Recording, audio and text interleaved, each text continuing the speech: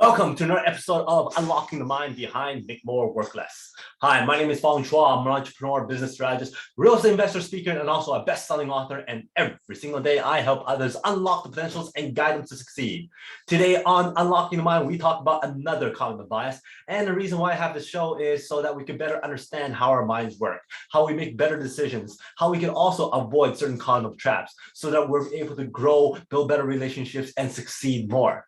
And for today's cognitive bias, I want to talk about the pro-innovation bias. So what exactly is that? Well, let me ask you this. Have you ever experienced this thought process in your mind? Wow, look at this great new invention, this new technology. I need to get it right away so that I can be ahead of everybody else. I would have a much effective lifestyle. I'll have a much easier lifestyle. It's going to be so much more convenient, and I'm going to be so ahead of the curve that everybody wants to get one too. Well, if you're thinking about that, then you are probably having a pro-innovation bias. So the actual definition meaning of the pro-innovation bias is the excessive optimism towards an invention or an innovation's usefulness throughout society, while often failing to identify the weaknesses or the limitations of that item or that thing. And the reason why we have this mindset is because competition is always there, and we're always looking for that slight advantage to overcome that competition, to be able to be better, faster, more efficient than somebody else. So we can't wait to innovate. We can't wait to be able to adapt and also implement that new invention or that new innovation into our businesses or into our lives.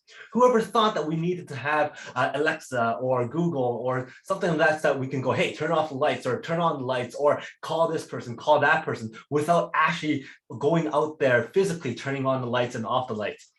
We think that, wow, we need to implement this right away because it's going to make our lives so much easier. We're going to be able to organize our schedules. We're going to be able to do all this stuff, but we don't take that step back and think about what is the downside to this. Well, for one thing, myself, I find that my handwriting skills are a lot less nice because I no longer have to write stuff anymore. I either say something, it gets recorded, or I type something in. My ability to handwrite is not as nice as it used to be.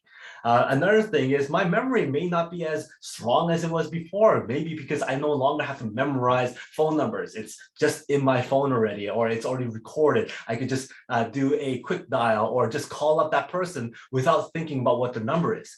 So those are very, very minor things, but there is a downside to things when we implement new innovations or new inventions. Just consider social media. We're thinking, wow, we have to implement social media right away so we can connect with more people, we can get our message out and all that kind of stuff. Yet we don't take that step back and think about what is the downside to social media.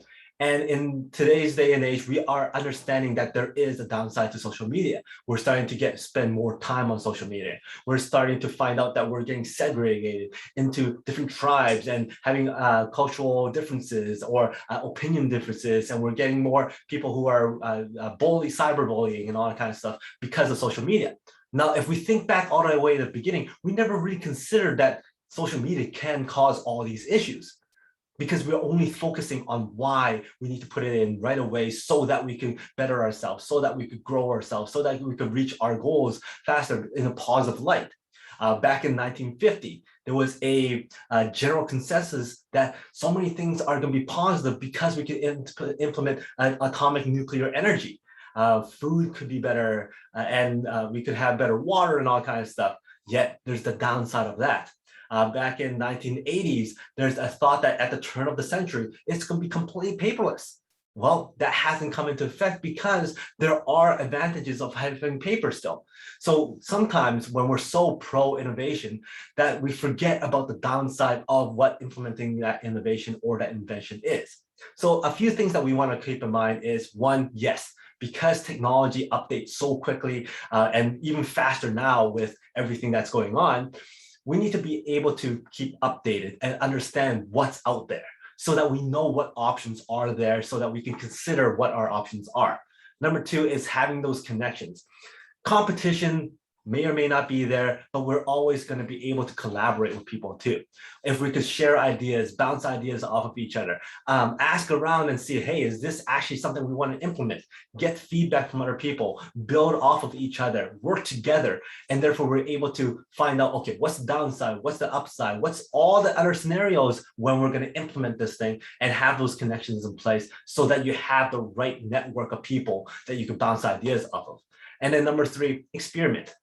Trial and error, give it a certain period of time to see how it works. And then don't be afraid to experiment. Don't be afraid to remove it or change it up and put something else in, but not from a standpoint of this is a one and done, let's implement it now and do it all with this. If you're doing that, you might see yourself putting yourself into a very difficult situation, especially with technology, because it changes so fast. And that's why the first 2 things are so important: keeping updated with it, and also number 2, having that right network so that you can bounce your ideas off is going to be very, very critical.